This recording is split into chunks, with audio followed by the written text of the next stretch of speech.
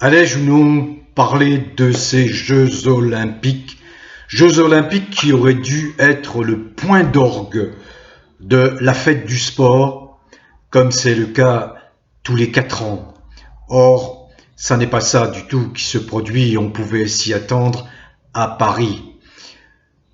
Les Jeux Olympiques de Paris ont été phagocytés et récupérés par un mouvement qui refuse le retour de bâton qui se prépare contre lui, mouvement d'une ultra-minorité de gens au psychisme dérangé, de gens qui relèvent pour la plupart de soins psychiatriques. Plus l'effondrement d'un empire est proche, plus ses lois sont folles. Cicéron. Et j'ajoute cette citation de Victor Hugo. La chute des grands hommes rend les médiocres et les petits importants. Quand le soleil décline à l'horizon, le moindre caillou fait une grande ombre et se croit quelque chose. Nous sommes pris dans ce tourbillon insensé agité par des gens dérangés. L'humanité a toujours connu ce genre de marginalité. Elle s'en est accommodée. Cette marginalité a toujours mis en danger les fondements de l'humanité. Cette marginalité ressurgit périodiquement à la faveur de la chute d'empires.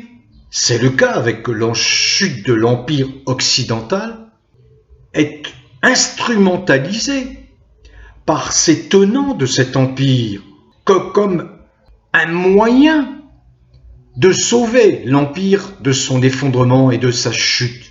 Le wokisme n'est que la traduction de la licence donnée à ces ultra-marginaux, encore une fois, qui relèvent de soins psychiatriques, la licence donnée, l'autorisation donnée à ces marginaux par les tenants de l'Empire pour tenter de déstabiliser la société afin de maintenir la domination de cet empire occidental. Or, cet empire occidental s'effondre, il s'effrite partout et l'apparition des BRICS depuis 2011 a précipité, a accéléré sa chute. À quoi avons-nous assisté le jour de l'inauguration, de l'ouverture de ces Jeux Olympiques? Eh bien, à cette espèce de prurit, un prurit qui n'a rien à voir avec la fête du sport. Nous avons assisté à la récupération d'un événement majeur de joie, de fête du sport, pour essayer d'influencer, essayer de conditionner les esprits des gens, tenter de convaincre les gens, des millions de gens, qu'ils sont eux, qu'ils incarnent eux la normalité. Non, non et non. Vous n'êtes pas dans la normalité. Vous n'êtes pas dans la normalité. Alors je ne veux pas être très long parce que c'est inutile, vous avez pu lire moult commentaires. Oh, pas les merdias, qui s'extasient, qui sont dithyrambiques face à l'événement, les merdias français. Mais on ne les décrit plus, les merdias français. Vous savez, Goebbels, Joseph Goebbels, les Goebbelsiens, vous savez. Ah, je vais pas encore vous raconter leur histoire. Ils n'ont rien à voir avec le journalisme digne, honnête, objectif. Non, ce sont des TDC, quoi. Vous voyez, les TDC, vous voyez, les tourne-cul. Aucun talent journalistique, absolument aucun recul. Voilà, ils s'extasient. Combien reste-t-il de gens à regarder ces TDC commenter une actualité simplement parce que on les a bien repérés comme étant des petits chiens disciplinés, à qui on donne des nonos, et tu diras ça à la télé, sur le plateau, pour bien conditionner ces crétins, ces gueux, ces quoi, ces poltrons de Français qui n'y entendent rien. Ce sont des cons, les Français. Alors on pouvait raconter n'importe quoi sur les plateaux, les TDC, les tours de cul. Voilà. L'image du journalisme en France, vue de l'extérieur, je peux vous garantir que elle est vraiment pas belle. Elle est vraiment pas belle. Ça pue, ça pue. Tout ça est très malsain. Tout ça ne correspond pas aux attentes des gens. Tout ça est aux antipodes du bon sens, aux antipodes du respect de la nature, au respect instinctif de la nature. Alors bon, ces Jeux Olympiques, ces cérémonies d'ouverture lamentables ont été jugées très sévèrement par tous les observateurs étrangers, qu'ils se trouvent aux États-Unis, qu'ils se trouvent en Afrique, qu'ils se trouvent en Asie, en Chine, en Russie, mais très négatif, très négatif. Voyons, quand ces gens n'ont rien trouvé d'autre à faire que d'insulter les croyances, d'insulter les religions, de se moquer du tableau de la scène. C'est ça le wokisme, c'est nier la transcendance, le wokisme. Y compris Jean-Luc Mélenchon, qui a pu prendre des initiatives un peu malheureuses, que je juge malheureuses, comme celle d'aller par exemple au Sénégal et d'essayer de convaincre les autorités sénégalaises d'adopter le mariage homosexuel. Ah ouais, mais là il heurte la culture africaine qui est pétrie de bon sens, de respect des règles naturelles. Mais là, en revanche, il a trouvé quand même assez excessif. Il n'a pas apprécié beaucoup que ces scènes-là, caricaturales, se moquant méchamment de la croyance, il ne les a pas bien appréciées. Voilà, Mélenchon. Bon, alors si Mélenchon trouve que là, ça est allé trop loin, c'est véritablement que d'ailleurs, on ne voit pas bien pourquoi ce que ça a à faire dans cette fête-là, de s'attaquer aux religions, aux croyances des uns et des autres. On se demande bien pourquoi. Bon, on sait pourquoi. Voilà. Bon, c'est une catastrophe entre les pannes de courant à Paris, entre les sabotages des lignes TGV, entre la pluie qui vient, qui gâche le spectacle, des chefs d'État qui ne sont pas autorisés à être dans la tribune officielle avec Macron parce que ce sont des chefs d'État qui n'ont pas les mêmes approches de la vie que Macron, qui est la tête de pont de ce mouvement wokiste dont les jours sont comptés. Pourquoi les jours sont comptés? Et je conclus là-dessus. Tout simplement parce que lorsque vous donnez le pouvoir à des fous, bien évidemment que vous n'allez pas voir naître des lois qui vont être des lois sensées, qui représentent l'intérêt général, qui représentent la sensibilité des gens. Non, ce sont des lois insensées qui sont prises pour privilégier leur façon d'être. Or, comme leur façon d'être est ultra marginale, voyez, même un Elon Musk se lamente de voir qu'il a perdu son fils parce que son fils a cédé au conditionnement criminel, qui tombe sur les jeunes, conditionnement pour leur faire croire que ils ne sont pas ce qu'ils sont. Je l'ai déjà expliqué maintes fois.